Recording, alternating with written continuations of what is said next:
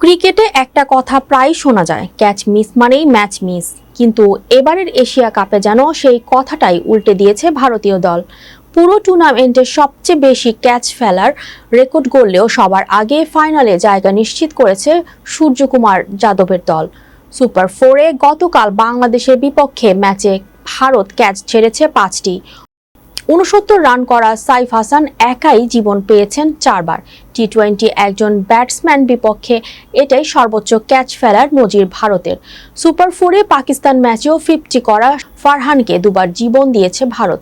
তাতে সবচেয়ে বড় ভুক্তভোগী ভারতের স্পিনার বরুণ চক্রবর্তী। তার বলে 4টি সহজ ক্যাচ ছেড়েছেন ভারতের ফিল্ডাররা। সব মিলিয়ে ভারত এবার এশিয়া কাপে এখন পর্যন্ত ক্যাচ ছেড়েছে 12টি। ক্যাচ ছাড়ার তালিকায় দ্বিতীয় হংকংয়ের চেয়ে একটি বেশি। বাংলাদেশ ক্যাচ ছেড়েছে 8টি।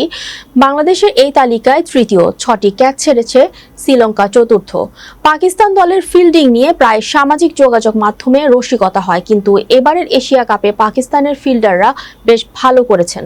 ক্যাচ ছেড়েছেন মাত্র 3টি। সবচেয়ে কম 2টি ক্যাচ ছেড়েছেন আরব আমিরাত।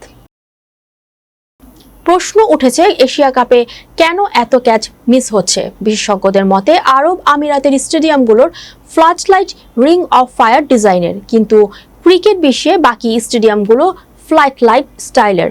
এই ফ্লাড লাইটের আলোর প্রতিফলন সরাসরি চোখে এসে পড়ে এবং দ্রুত সাদা আলো বল ধরতে বিভ্রান্ত তৈরি হয়। ফুটবলে এই ফ্লাড লাইট অনেকদিন ধরেই ব্যবহৃত হলেও ক্রিকেটে এটি এখনও নতুন। বাংলাদেশের বিপক্ষে ম্যাচ শেষে বরুণ চক্রবর্তীও বিষয়টি সামনে আনেন।